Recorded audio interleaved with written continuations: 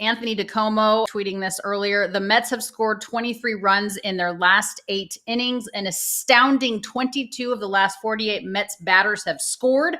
That's 46%. AJ, what do you make of it? Well, every team goes through hot streaks, and they're playing really well right now. Their offense is looking good. They're winning games they shouldn't win. They're winning games they should win, and they're just swinging it. This lineup looks great. Even without Juan Soto, I know people are asking about it, but Juan Soto's not crushing it. Pete Alonso's crushing it. Starling Marte's back. A lot of the guys you're not counting on are doing some things. But, man, this team looks good.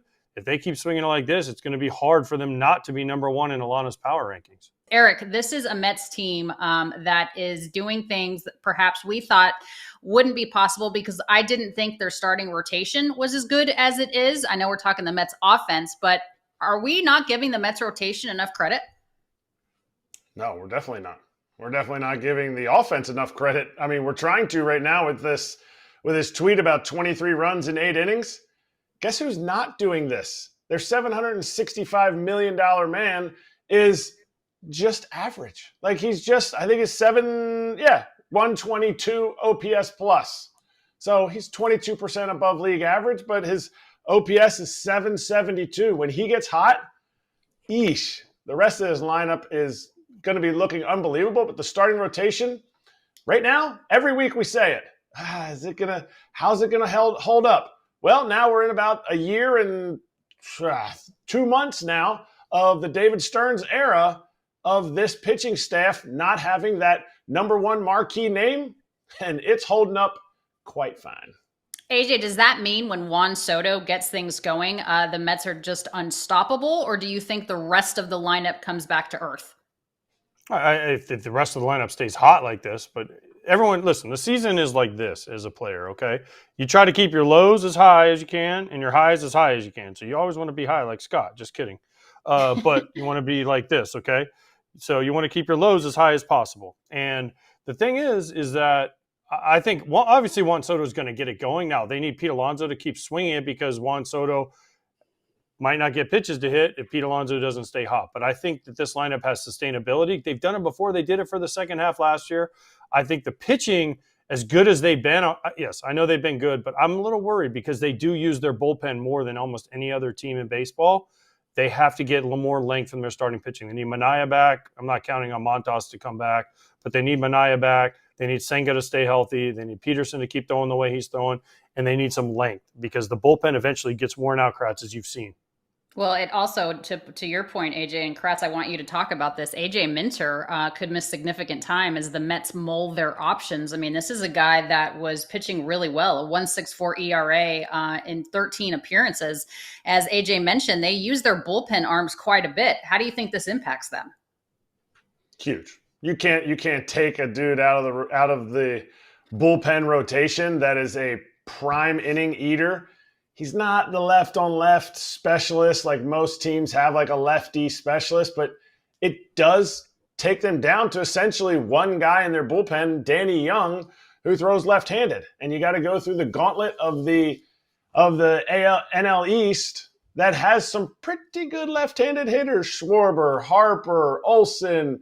You want to turn Ozzie Albies around. Like, there's some navigating that they have to do through this bullpen when you lose a piece like this. And hey, you know what? This is me hating on them. You just think there's going to be some regression, but when there's regression, you already have a 4.5 game lead. Like it's a good problem to have if you're the Mets to say, okay, now we have some time to figure out how to replace AJ Minter, because that's a huge, huge shoes to fill. If you want a razor that looks good, makes you look good, gets the shave done, and doesn't cost much, Oh. Is it nice? That's a hairy John. And you can smell it too. Smell it, John. Smell it. Oh, wow. What is See, that? that's Harry's. That's the shave gel. I'm telling you, look, I mean, you look scary, man. It's the shot. Fresh. Now, come in. Get this. I don't want to touch this head anymore. Oh, my God. That looks like German-engineered blades made in their own factory that stay sharp longer. I'm using the razor, and it does not – you can start to feel when it gets dull. I mean, you guys only do like here and like up here. True. I'm doing acreage. Get the edge on your shave with Harry's. Normally their trial set is $10, but right now you can get it for just $6 at harrys.com/foul.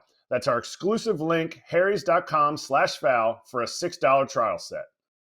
Is he replaceable, AJ? He's been one of baseball's top left-handed relievers since 2017, not just this season. I mean, since 2017, a 3.28 earned run average over 8 seasons with the Braves before joining the Mets on that 2-year, $22 million deal. So $11 million a year for AJ Minter at this point seems like a steal.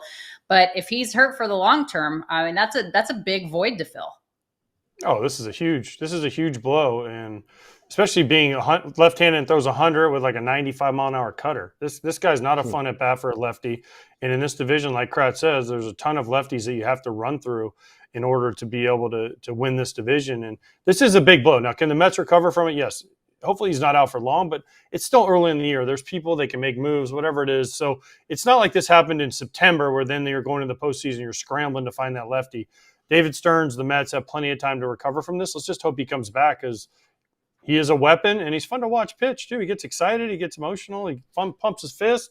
I mean, this is someone that I enjoy watching. Glad I don't have to hit off of him. Yeah, you guys obviously have caught a lot of different guys, and while we're not certain that AJ Minter is going to have surgery, Carlos Mendoza is saying it's a pretty significant issue. It's a lat issue. So from a mechanic perspective, Eric, when you have a pitcher that has a lat issue, how does that affect him? I have no idea. I'll be honest, I've never hurt like the only time my lat ever hurts is when you do lat pull downs when you're lifting. Like, pitchers get this. It's not something that catchers get, or it's not like, oh man, my lat is really sore. But the times that I did pitch, I threw off the mound, yes, my lat and the back of my shoulder would get sore afterwards. And so you sit there and you go, what is that from? Well, it's all part of the deceleration process. It's all part of anything lat and in the back is what slows everything down. And so you're afraid that if that's the issue, you got to make sure it's 100% when you come back, because then what's taking the brunt of it, slowing it down, it's the elbow. And that's no bueno. That's 100% guaranteed a year. Yeah, I think you just wanted to show us that you've been lifting out, show us your muscles. AJ, he said, Minter did, that he would probably rather rehab it than obviously go straight to surgery. But in your experience, and I don't know that you've had a lat issue, but in your experience, can guys make it worse by trying to rehab it and work their way through it versus just having the surgery and getting it done?